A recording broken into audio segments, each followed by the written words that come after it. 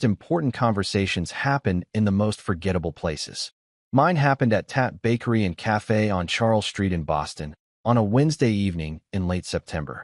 I'd left work early, stopped by the florist on Newberry Street for dahlias, her favorite fall flowers, and called ahead to make a reservation because Nicole had casually mentioned 2 weeks ago that she wanted to try their shakshuka.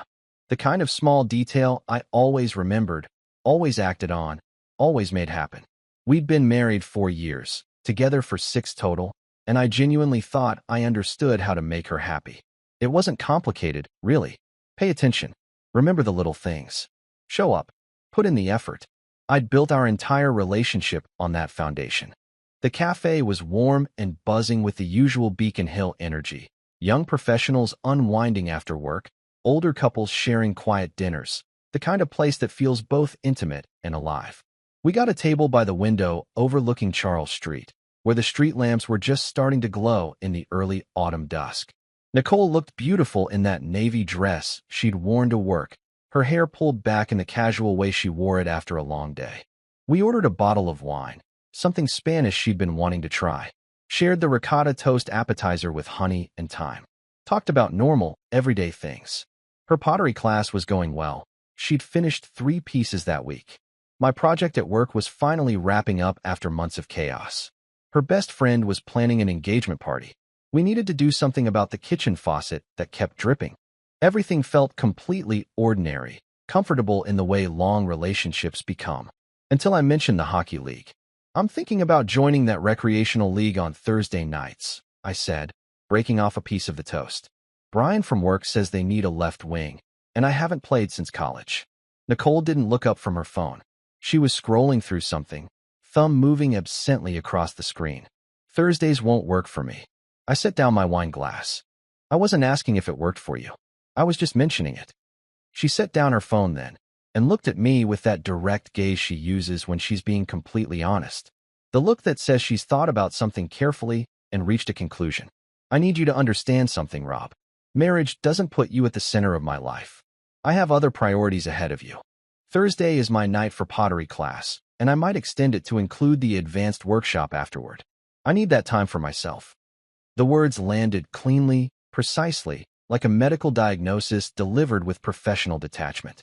At the next table, a couple in their 60s was celebrating their anniversary, laughing over champagne and sharing bites of dessert.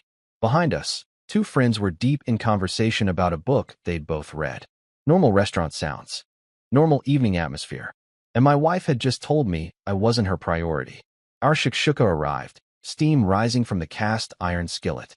The waiter asked if we needed anything else. Nicole said no, thank you, and picked up her fork. She took a bite, made a small satisfied sound, and continued eating like she'd just commented on the weather rather than fundamentally redefining our marriage. That's your choice, I said quietly, mechanically taking a bite of food I could barely taste. She blinked, clearly expecting pushback, an argument, some kind of negotiation. Exactly.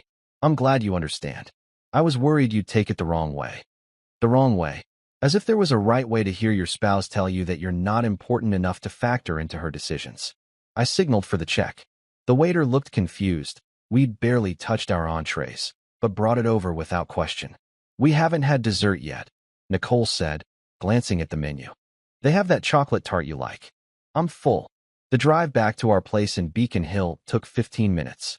Nicole scrolled through Instagram, occasionally showing me photos of pottery pieces she admired, bowls with interesting glazes, vases with unusual shapes. She seemed genuinely relaxed, relieved even, that I'd taken her declaration so well, that I hadn't made it into a thing, hadn't created drama or demanded explanations. I kept my eyes on the road, navigating the familiar streets while my mind worked through what had just happened. This wasn't new information, not really. I'd felt it building for months, maybe longer. The way she'd casually mentioned she'd planned a girls' weekend to Cape Cod the same weekend as my college friend's bachelor party. How I'd called my buddy and apologized, said something came up, listened to the disappointment in his voice.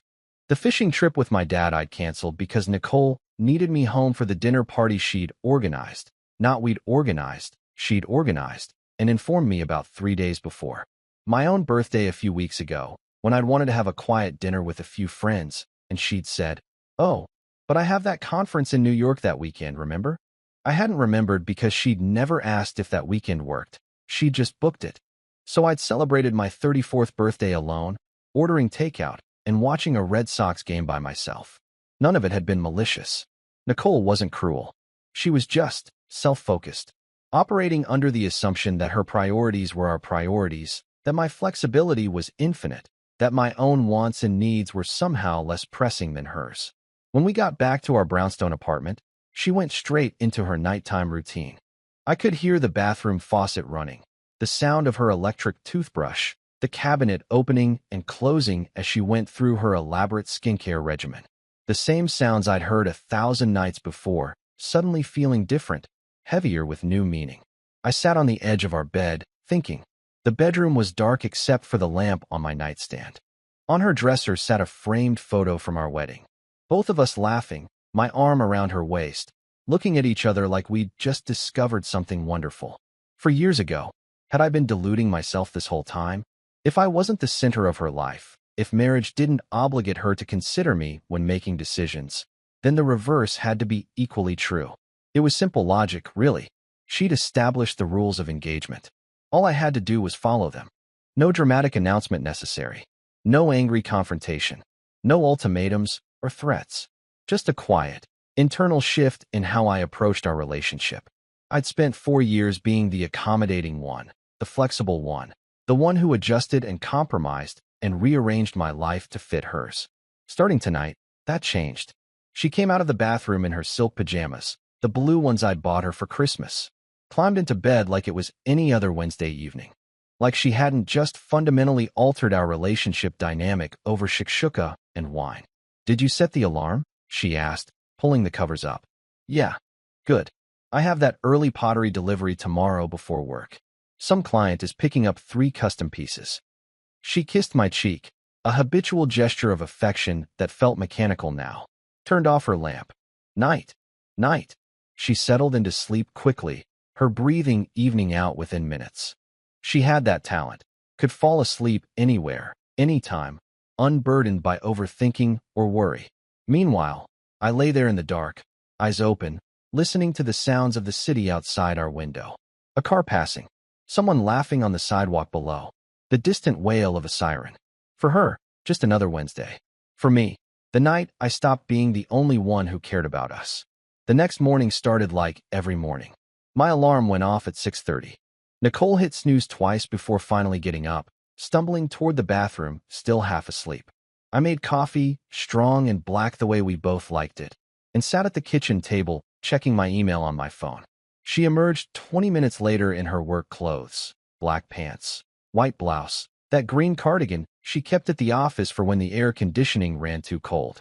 Rushed energy, always moving, grabbing her travel mug, her bag, her keys from the hook by the door. "Don't forget my pottery showcase is Saturday at 6, she said, pausing in the doorway with her coat half on. "At the studio in Jamaica Plain. I think there'll be around 30 people, maybe more. Some gallery owner from Newberry Street is supposedly coming." Yesterday morning, I would have already had it in my calendar. Would have already confirmed with her 3 times that I'd be there, asked if I should bring anything, offered to help set up. "I'll check my schedule." She stopped moving, actually went still, which was rare for Nicole in the morning. "What do you mean check? You knew about this showcase for 2 months. Did I confirm I'd be there?" She stared at me, trying to read whether I was joking. "You're my husband, right?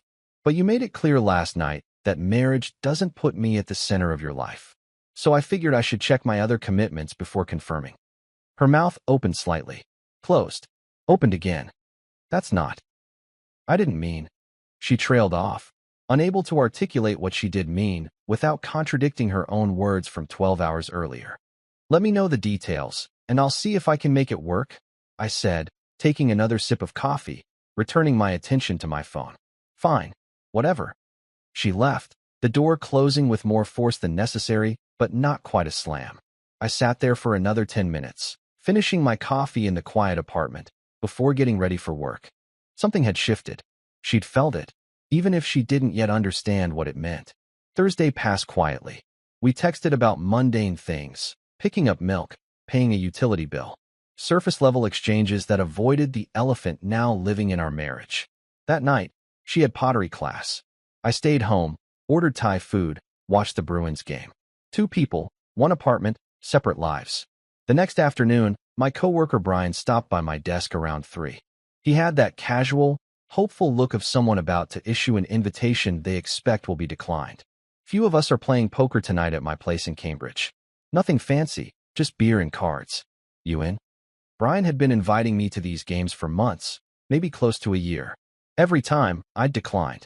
Friday was supposed to be our night, mine and Nicole's. Date night, or movie night, or just staying in together night. Except lately, our night meant she'd mentioned some event she'd committed to, some friend who needed her, some class she wanted to take. And I'd end up alone anyway, ordering delivery and watching whatever game was on. This time, I didn't hesitate. Yeah, I'm in. His eyebrows went up, actual surprise crossing his face. Really? You sure your wife won't mind? I thought about Nicole's words at Tat. Marriage doesn't put you at the center of my life. I have other priorities ahead of you. Priorities are personal, I said. Around 5, I texted Nicole, not asking permission, not requesting approval, just informing. Playing poker with guys from work tonight. Home around 11. 3 dots appeared, disappeared, appeared again. Finally, K. 1 letter. No questions, no complaints, no guilt trip. Maybe she was relieved to have the evening to herself. Maybe she didn't care. Either way, the message was clear. Brian's apartment was a typical Cambridge third-floor walk-up. Exposed brick, mismatched furniture, a kitchen barely big enough for 2 people. 5 guys from work were already there when I arrived.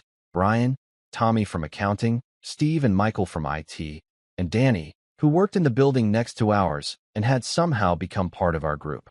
Sullivan actually showed up, Tommy said, grinning and handing me a beer. Thought you were an urban legend at this point. The apartment smelled like pizza and beer. Classic rock played from a Bluetooth speaker.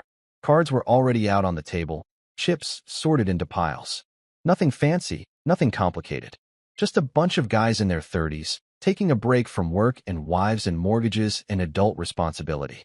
We played for 3 hours. Terrible poker, honestly, everyone bluffing too much, making obvious tells, laughing when they should have been serious. I lost $40 and didn't care. It wasn't about the cards. It was about remembering what it felt like to just exist without monitoring someone else's mood, someone else's needs, someone else's schedule. You seem different tonight, Brian said during a break, while Tommy dealt the next hand. More relaxed or something. Yeah, feels good to just hang out. Marriage treating you well? I thought about how to answer that. Marriage is teaching me some important lessons about priorities. He nodded like he understood, though he couldn't possibly have known what I meant. I got home at 11:15. The apartment was quiet, just 1 lamp on in the living room. Nicole was curled up on the couch in sweatpants and an old college t-shirt, wine glass in hand, watching some reality show about people trying to flip houses. How was your evening? She asked, not looking away from the TV. Good. How was yours? Fine. That was it. No accusations, no guilt trip. Just 2 people living separate evenings under the same roof. Saturday morning, Nicole was already up when I woke around 8. She was sitting at the kitchen table with her laptop, working on something for the showcase, probably the descriptions for each piece, the price list, the artist's statement she'd been agonizing over for weeks. So you'll be there at 6, right? She asked without looking up from her screen. The studio opens to guests at 6, but I need to be there by 5 to set up. You could come early if you want to help. I poured myself coffee from the pot she'd already made. Actually, I'm going to the game today. Red Sox are playing the Yankees at Fenway. Tommy got us tickets. Her hand stopped moving on the keyboard. She looked up slowly. What about my showcase? I checked my schedule. Had plans today. But this is important to me, Rob. This gallery owner could actually lead to something real. I need you there. I sat down across from her with my coffee, met her eyes directly. I know it's important. I hope it goes well. Send me some pictures of how it looks all set up. You're seriously choosing a baseball game over my showcase? I'm honoring a commitment I made. Same thing you do with your pottery class, your workshops, your networking events. That's completely different. How is it different? She opened her mouth to explain, then closed it. Because it wasn't different, and we both knew it. She just didn't like being on the receiving end of the same treatment she'd been giving me. I spent the afternoon at Fenway with Tommy, Steve, and Michael from the poker game. Perfect September weather, sunny but not hot, just enough breeze to keep things comfortable. We had seats along the third base line, close enough to hear the crack of the bat, the players shouting to each other. Overpriced hot dogs and beer that tasted better than they had any right to taste. The game was close, back and forth, the kind that keeps you on the edge of your seat. Bottom of the ninth, tied 3-3, Yankees brought in their closer. And somehow, against all odds, our rookie center fielder launched a ball deep into the right field seats. Walk-off home run. The entire stadium erupted. 37,000 people screaming, jumping, hugging strangers. Pure, uncomplicated joy. Marriage looks good on you, man, Tommy said afterward, as we filed out with the crowd, still riding the high of the win. You seem more relaxed than I've seen you in years. More like your old self. If he only knew. The relaxation didn't come from marriage. It came from finally stopping to bend myself into impossible shapes to fit someone else's life. Sunday morning, Nicole was different. Quiet in a way that felt deliberate, loaded with things she wasn't saying. I woke up to find her already awake, sitting against the headboard with her phone, scrolling but not really looking at anything. Just the motion of scrolling, a nervous habit. Morning, I said. Morning. Flat. Distant. I got up, went through my usual routine. Shower, getting dressed, heading to the kitchen to start coffee. She followed a few minutes later, wrapped in her robe, her expression somewhere between confused and hurt. I asked how the showcase went while I measured out coffee grounds. Fine, she said. Single syllable, clipped short. Did the gallery owner show up? Yes. And she took my card. Said she'd be in touch. The words had no enthusiasm in them. None of the excited energy Nicole usually had when talking about her pottery. We sat at the kitchen table with our coffee, the Sunday paper spread out between us, but neither of us really reading it. The silence stretched out, uncomfortable now where it used to feel companionable. Finally, she spoke. You've been going out a lot lately. I looked up from the sports section. Yeah, it's nice reconnecting with friends. I'd forgotten how much I enjoyed just hanging out with the guys. I thought we could do something today. Together. The way she said together felt weighted, almost pleading. That sounds great for you, I said, returning my attention to the paper. I'm meeting my dad for breakfast, then helping him fix his deck. The wood's been rotting for months, and he's been asking for help. Since when do you have standing plans with your dad? Since I decided to honor my commitments to other people too. We used to do this every Sunday before other things took priority. She stared at me across the coffee cups and newspaper. Before what took priority? Your things. Your schedule. Your needs. I said it without anger, just stating facts. I used to see my dad every Sunday. Then you started planning things on Sundays. Brunch with your friends, pottery workshops, day trips. And I'd cancel on him. Every time. For a year straight, I canceled on my dad. I didn't ask you to do that. You didn't have to ask. I thought that's what being a good husband meant. Being flexible. Being accommodating. Putting your partner's needs ahead of your own. I set down the paper and looked at her directly. But you taught me that's not how marriage works. So I'm adjusting.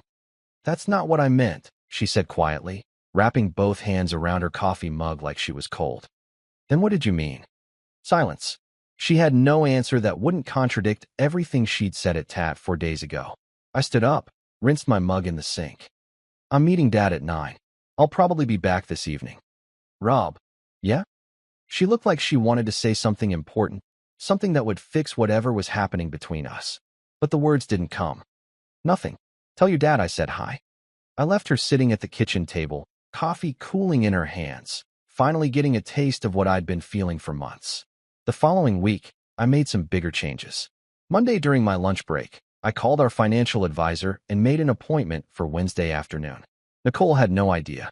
Wednesday, I sat in his office downtown and explained what I wanted. Separate the joint investment accounts. Create an individual retirement account. Remove Nicole as beneficiary on my life insurance policy. Split it between my parents and my younger sister instead. He looked uncomfortable.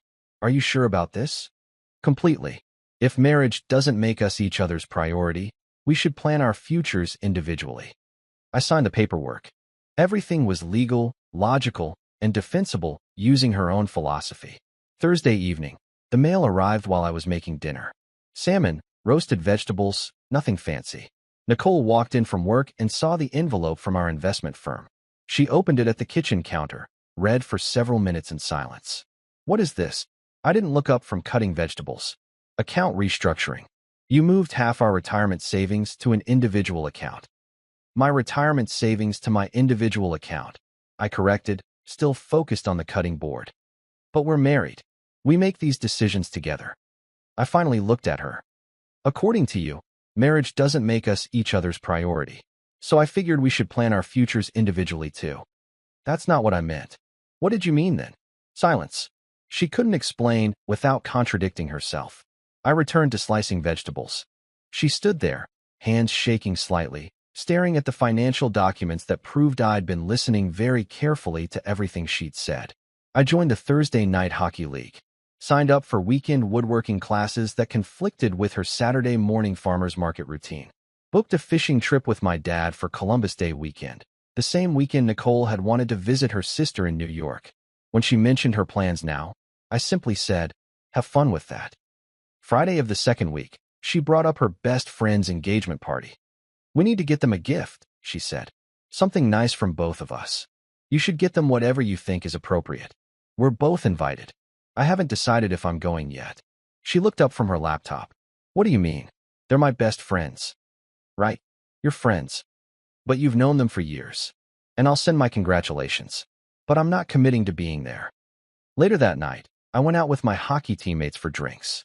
Got home around midnight. Nicole was awake, clearly waiting up. We need to talk about this, she said from the couch. About what? About you never being here anymore. I set my keys on the counter. I'm here now, but I have my own life too. Isn't that what you wanted? The pattern continued through week 3. Hockey every Thursday. Woodworking every other Saturday. Poker games twice a month. The fishing trip with my dad went ahead despite her obvious disappointment. I missed her birthday dinner with friends because of a scheduling conflict. Skipped her pottery studio's fundraiser because I had plans. When she tried to coordinate things, I'd say sounds good, without committing. I wasn't being mean or vindictive. I was simply treating my time the way she'd taught me time should be treated, as a personal resource to be allocated according to individual priorities. She started checking her phone constantly when I didn't text back immediately. She'd hover near the door when I was getting ready to leave, like she wanted to ask where I was going, but couldn't quite form the question. Her confidence, that easy certainty she'd had at TAT 3 weeks ago, was cracking. Tuesday night of the 4th week, I was getting dressed for dinner with my brother Connor, who was in town from San Francisco. Nicole had been watching me from the bed, laptop open, but clearly not working. Another night out? She asked, trying to sound casual. Yeah, haven't seen Connor in 6 months. What about me? I paused, shirt halfway buttoned. What about you? I'm here. We could order from Island Creek Oyster Bar, watch that documentary series we talked about. You don't need me there to enjoy your evening. But I want you there. This was new. The first time since that dinner at TAT that she'd admitted wanting my time, my presence, my attention. I finished buttoning my shirt. That's sweet. But I already made plans. Cancel them. I stopped, looked at her directly. Why would I cancel my plans? Because I'm your wife. Right? But marriage doesn't make you my priority, remember? You explained that to me pretty clearly. She flinched like I'd slapped her. That's not fair. What's not fair about it? I'm living exactly how you said we should live. Stop throwing my words back at me. I'm not throwing them back. I'm applying them equally. I grabbed my keys from the dresser. Wait, she said, voice smaller now. Can we talk when you get back? If you're still awake. Dinner with Connor was great. We went to a place in the North End, talked about his new job, his recent breakup, the old days when we thought we had life figured out. He noticed something different about me. You seem good, he said over dessert. More centered. Yeah. Things good with Nicole? They're honest, at least. When I got home around 10:30, Nicole was still awake. She'd changed into sweatpants and was sitting on the couch with wine, phone face down beside her. How was your evening? I asked. Lonely. The single word hung between us. I sat in the armchair across from her, not beside her on the couch like I used to. It feels like you've disappeared, she said quietly. I'm right here. No, you're not. You're physically here, but you're gone. Interesting. Now you know how I felt for the past year. Don't do this. Do what? Act like I don't matter to you. I leaned back in the chair. You matter. You just don't get to matter more than you're willing to let me matter to you. The silence stretched out. She was crying now, quiet tears she kept wiping away. I miss you, she whispered. You miss having someone who makes you their priority while not having to reciprocate. That's not true. When's the last time you changed your plans for me? I asked. She couldn't answer. When's the last time you chose time with me over something else you wanted? Silence. When's the last time you made a decision based on what was best for us instead of what was best for you? She was crying harder now. I didn't realize I was doing that. Being selfish. You weren't being selfish, I said. You were being clear about your priorities. I'm just respecting those priorities and setting my own. But I don't want this. You don't want what? Independence? Because that's what you asked for. I wanted balance. No, I said quietly. You wanted me to sacrifice while you didn't have to. That's not balance. She leaned against the refrigerator, shoulders shaking. For 4 years, I've been the only one making sacrifices. Adjusting my schedule, canceling plans, putting your needs first. I thought that's what partners did. But you showed me marriage doesn't require that level of commitment. I was wrong, she said. Were you wrong? Or are you just uncomfortable with the consequences? Both. I was wrong, and I hate how this feels. Good. Now you understand how I felt every time I came second to your pottery class, your girls' weekends, your networking events. I want to fix this. I stood up. Wanting and doing are different things. Tell me how to fix it. I can't tell you how. You have to figure out if you actually want a partnership or if you just want things to go back to how they were. What's the difference? A partnership means we both sacrifice sometimes. We both prioritize each other.